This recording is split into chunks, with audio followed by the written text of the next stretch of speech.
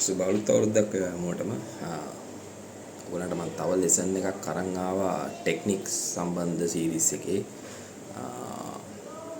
Guitar basics කියන series එකේ එකක් ගිටාර් ෆවුන්ඩේෂන්ස් කියලා එකක් මම ගෙනියනවා මගේ YouTube එකේ ඒක පොඩ්ඩක් බලන්න YouTube channel එකේ SL Guitar Lessons Ashanthi Silva කියන channel එකේ තියෙනවා වටපිටාවෙන් සද්ද බද්ද ඇහි ගණන් ගන්න එපා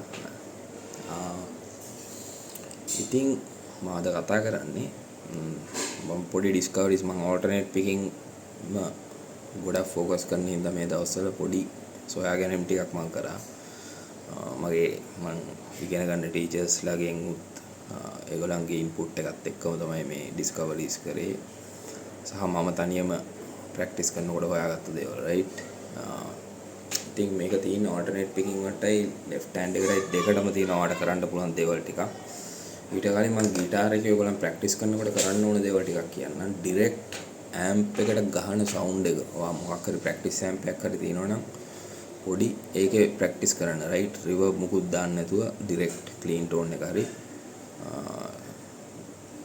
මොන හරි ක්ලීන් ටෝන් එක හරි ඩිස්ටෝෂන් වලට වඩා ක්ලීන් ටෝන් එක තමයි මම රෙකමෙන්ඩ් කරන්නේ අනිත් එක ගිටාර් එකේ මේ අන්තිම එක බ්‍රිජ් එක සිලෙක්ට් වෙන විදිහට දාන්න මොකද බ්‍රිජ් එකේ ඔයාට කිසිම chance එකක් දෙන්නේ නැහැ වගේ වැරදි තියෙනවා නම් අනිවාර්යයෙන් මේක එයා කෙලින්ම පෙන්නනවා රයිට් උඩින්ම පෙන්නනවා මොන හරි අප්සෙට් එකක් තියෙනවා ප්ලේ කරනකොට ඉතින් ඒත් එක ප්ලේ කරන එක ගොඩක් ඔයාට ඕවර් ටයිම් තියෙන අවුල් හදාගන්න හොඳ chance එකක් ඒක ප්‍රැක්ටිස් කරනකොට මේක කරන්න ඔයා නිකන් සින්දුවක් ප්ලේ කරනවා හරි මොන හරි ජෑම් කරනකොට ඔයාට පුළුවන් ඉෆෙක්ට්ස් ඔක්කොම දාගන්න ඒකත් එක්ක මේක කරන්න හැබැයි ප්‍රැක්ටිස් කරන්න වැඩි කාලයක් යොමු කරන්න වගේ ටයිමින් රයිට් ප්‍රැක්ටිස් කරනකොට ඔයා කරන්න ඕනේ ඔයාගේ ඉම්ප්‍රූව්මන්ට් එකට සම්බන්ධ දේවල් ජෑම් කරන එක නෙමෙයි රයිට් හරි එතකොට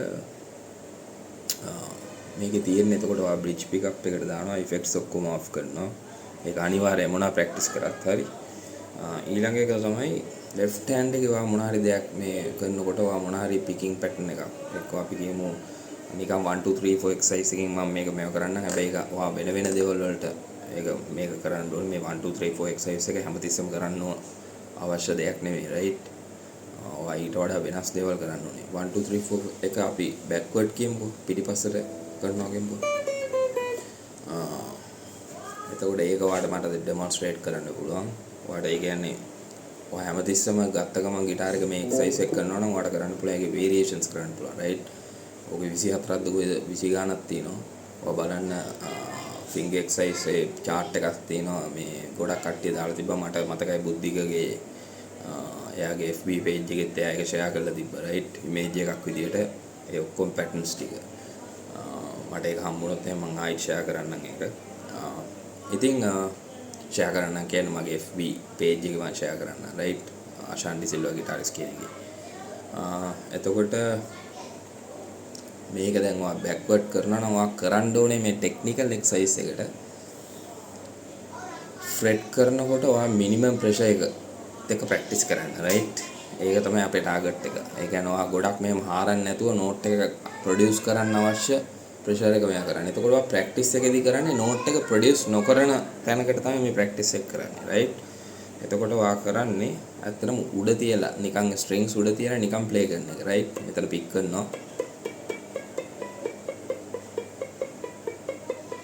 හැබැයි ඒක එතනට නෙමෙයි තව පොඩ්ඩක් ප්‍රෙෂර් එක දාන්න අර නිකන් සිතාර් වගේ සවුන්ඩ් එකකින් ඒ කියන්නේ හරියටම නෝට් එකට සෙට් වෙලත් නැහැ හැබැයි උඩත් නෙමෙයි තින්නේ මැද හරිය වගේ right මෙන්න මේ සද්දේ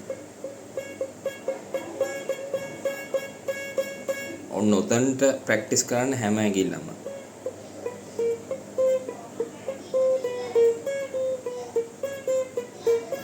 ඒක ප්‍රොඩියුස් කරන්නත් තමයි right ඒ කියන්නේ ඔයාලගේ කන්සිස්ටන්සි එක හැදෙනවා එක සවුන්ඩ් එකක් ප්‍රොඩියුස් කරන්න පුරුදු වෙනවා කියන එක හැදෙනවා අනිත් එක මෙතන ප්‍රෙෂර් එක ඇත්තටම ඕනේ කියන එක ඔයා දැන් ඒක හරි තැන හොයාගෙන ඒක කාලයක් යයි right සමහරට දවසක් යයි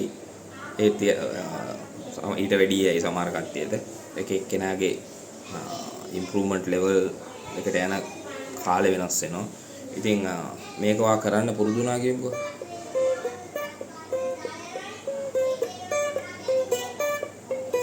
ඊට පස්සේ ඔයාට පුළුවන්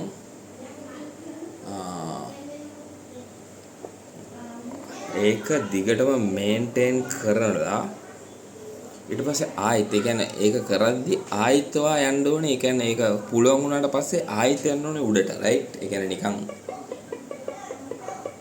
ආයෙත් try කරන්න ඕනේ. ඒ කියන්නේ ආයෙත් ඔයා try කරන්න ඕනේ ඒක ගන්න, රයිට්? ඒ කියන්නේ එළියට ගන්නවා ආයෙත් ඇතුළට බස්සනවා. ෆුල් අර ලස්සන්ට රවුම් නෝට් එක එන තරමට ප්‍රෙෂර් කරන්නෙම නෑ මෙතනදී, රයිට්?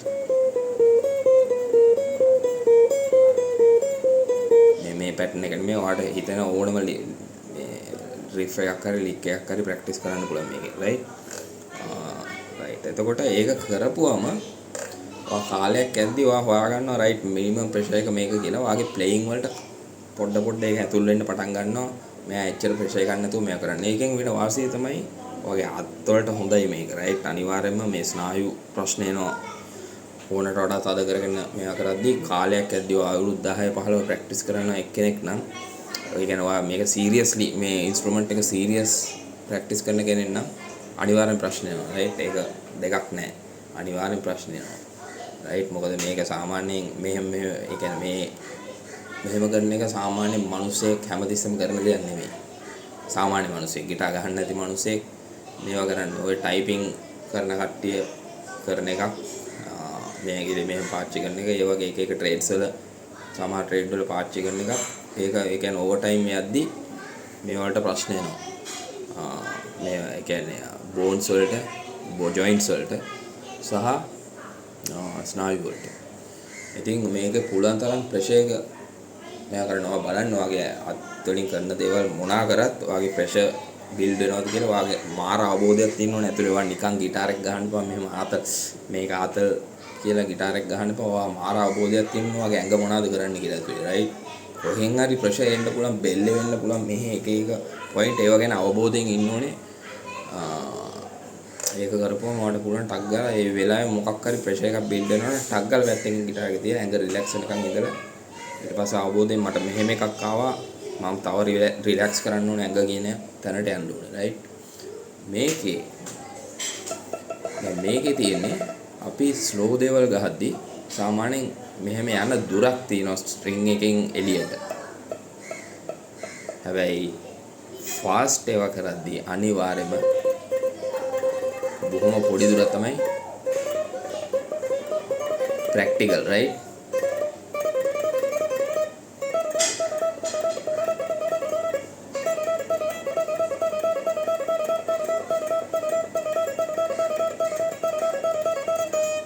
රයිට්?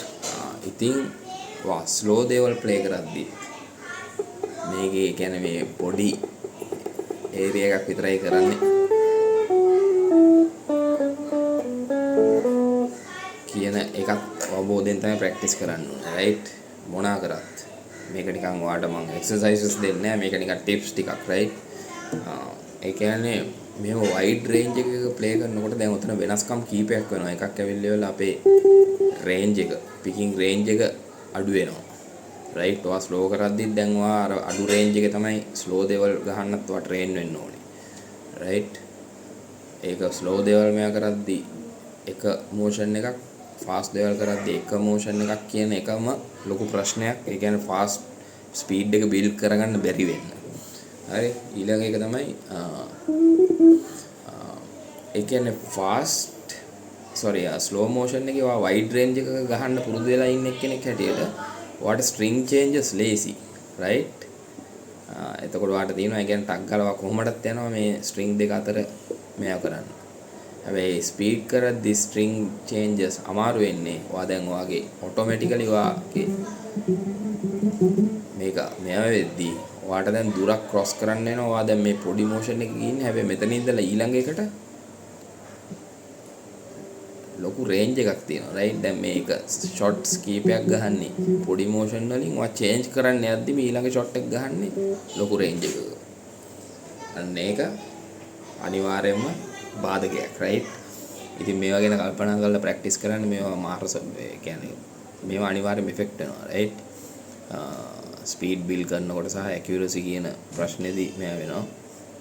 මම කතා කරලා තියෙනවා. ඒ කියන්නේ ඇත්තටම අපි එක මෝෂන් එකක හිටියොත් එහෙම ඒ කියන්නේ මෙහෙම ෆ්ලැට් motion එකක හිටියොත් කම්බි change කරද්දි මෙහෙම වැදීගෙන දැන් මෙතන down stroke එකක් ගහලා ඊළඟ up stroke එකක් නම් තියෙන්නේ alternate picking වල. එතකොට මේ up stroke එක ගන්න මෙහෙම යද්දි මෙයා වදින්න පුළුවන් right. මේ වෙනවා ට්‍රක් ගාලා සද්දයක් එනවා. ඒක වෙනවා හැමෝටම right. ඒකට මේවා කරන්න ඕනේ. දැන් මේ වගේ changes තීද්දි වාය කියන්නේ මෙහෙම හරවන්න ඕනේ. ඒ කියන්නේ ගොඩක් කට්ටිය කරන්නේ මෙහෙම යන එක. මෙන්න මේ motion එක මෙහෙම bounce වෙන motion එක. ඒක හරියන්නේ නැහැ right. ගිටාර් ගහන්න හරියන්නේ නැහැ. එක motion එකක් විතරයි තියෙන්න ඕනේ. ඒක brain එකට ලේසි. මම කරන්න තියෙන්නේ මේක විතරයි කියලා. දැන් මේක කරන අතරේ ස්පීඩ් එක මේක කරන අතරේ මෙහෙම එකකුත් වෙනවා නම් string change කරන්න තියෙන හින්දා ඒක ඇවිල්ලා අපිට process කරන්න බෑ. අපේ brain එකට process කරන්න බෑ right.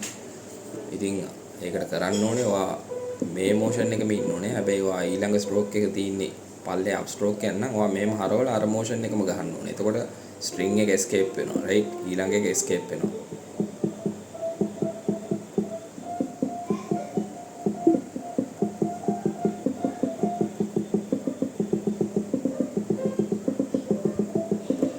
තව එකක් තමයි දැන් අපි කියමු මොකක් හරි පාර්ට් එකක් තියෙනවා කියලා. ඒ වගේ කියන්නේ මම string change වෙනවා නික උදාහරණයකට මේ වගේ තේරුම් නැති එකක් ගහන්නේ. ඒකේ වා දැන් මෙතන වා දන්නවා මෙන්න මේ ටික තියෙන්නේ ගහන්න. ඊට පස්සේ වා දන්නේ නැති එක තමයි සහ ඒක ඔටෝමැටිකලි දන්නවා. හැබැයි වා හිතන්නේ නැති එක තමයි මෙතනක් තියෙනවා motion ටිකක් program කරගන්නවා. දැනගන්න ඕනේ මේක ගහද්දි මෙතන මොනවද කරන්නේ. මෙතන string 3ක ගහනවා. ඊට පස්සේ change එකක් තියෙනවා. ඊළඟට ආයෙත් 3ක් ගහනවා. නෑ 2ක් ගහනවා. change එකක් තියෙනවා. ආයෙත් 2ක් ගහනවා. change එකක් තියෙනවා. ඊළඟට තව එකක් ගහනවා. එතකොට මෙයා තනියෙන් practice කරන්න ඕනේ. මෙතන අයින් කරලා. ඒක accurate වෙන්න.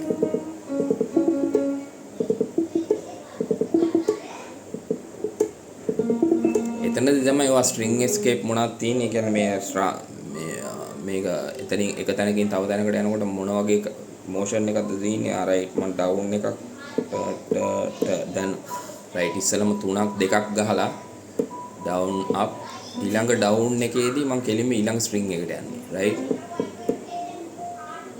දැන් එතකොට ආර escape motion එක ගන්න ඕනේ. මේ pix ලාන්ටි මේකට කියන්නේ මට මතක වේද USX කියලා. නෑ DSX. ඔව් downward slanting කියන එක right. මට හරියට මේ Troy grade එකේ terms හරියට මතක නෑ. අපි කියමු ඒ කියන්නේ මේ අත මේ පැත්තට body එක පැත්තට හැරෙන්නේ කියලා right. නැත්නම් අපේ මූණ පැත්තට හැරෙන්නේ right.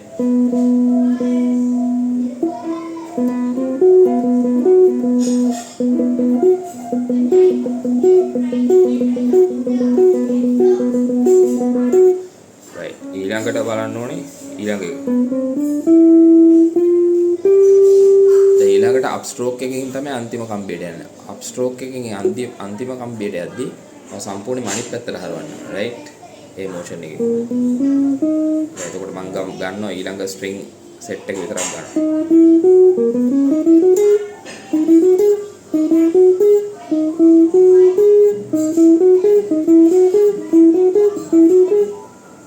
right උඩ එකේදී තිබ්බේ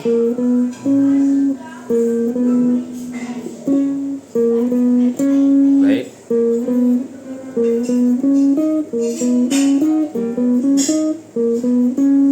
මෙන්න මෙහෙම එකක් තිබ්බේ.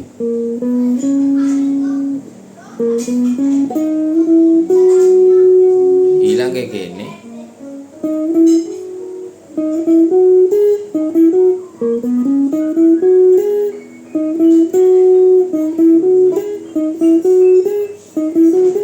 වෙන motion එක. ඒ motions හරියට plan කරගන්න right. ඒක කරන්න ඕනේ මෙන්න මේකෙදි.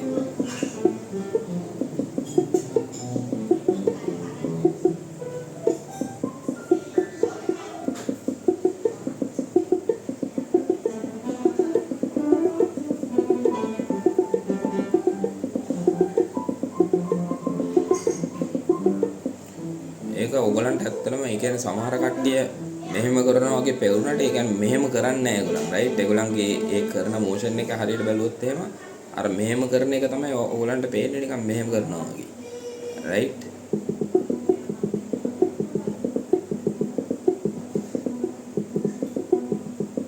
උමනාවෙන් මේක කරන්නේ නැහැ මේ අර රිස්ට් මෝෂන් ඔක්කොමත් එක එකතු වෙද්දි මේවා නිකන් ලීවර් වගේ වැඩ කරනවා රයිට් ඒ කියන්නේ නිකන් ඔටෝමැටිකලි වෙන දේවල් ඒවා රයිට් ඔන්න වගේ ඒ ලොකු පැකේජ් එකක් මෙතනදී ඉන්නේ හැබැයි ඒක ඔක්කොම කරන්නේ මේ අතේ තමයි ලොකුම ප්‍රශ්න වල තියෙන්නේ. ඒ කියන්නේ මේ අත ප්‍රැක්ටිස් කරනවා කියන්නේ මාර දරුණු ගේමක් රයිට් ඕල්ටර්නේට් පිකින් වලට.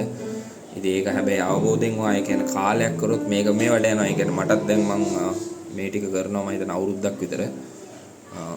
ඒ කියන්නේ මම තාම ස්ටඩි කරනවා රයිට් මේකේ තියෙන ප්‍රශ්න හොයාගන්නවා. මොනවාද බාධක කියලා මම දැන් එක දවස්වලදී අලුත් දේවල් මේවා කරනවා.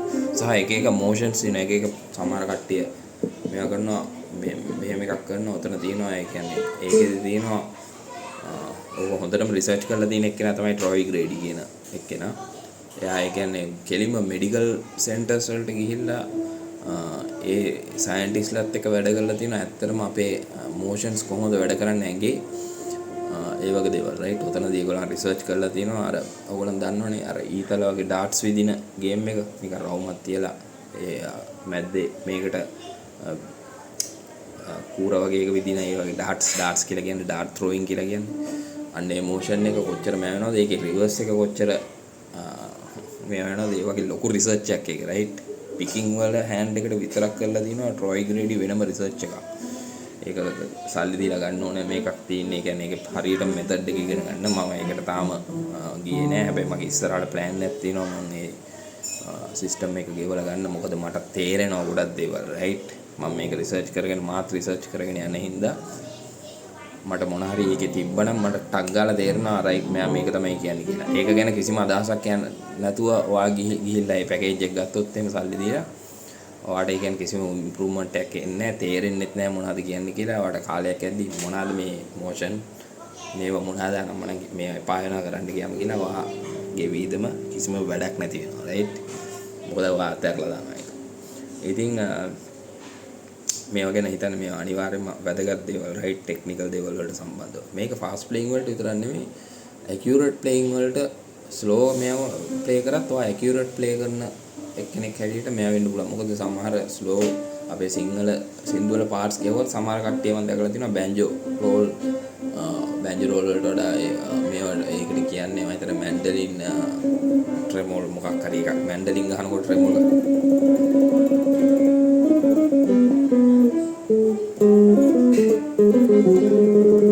රයිට් ඔයගේ දේවල් කරනවනේ. එතකොට ඔයාට ඒ වගේ දේවල් තව ඇකියුරේට් කරගන්න පුළුවන් රයිට්. ඒක හිතන්නේ නැතුව ප්ලේ කරන්න.